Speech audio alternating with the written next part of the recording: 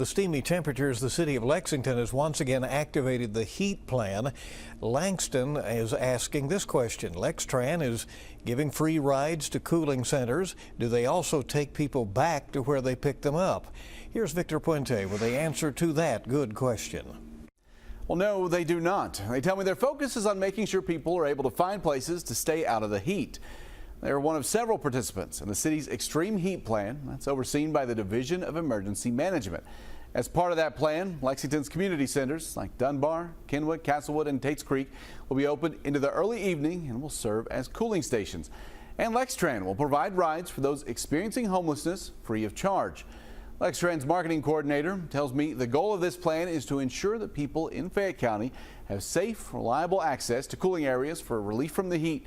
Any transportation outside of that scope is not included in the plan. Basically, they don't want anyone to have to walk in that heat to a cooling center.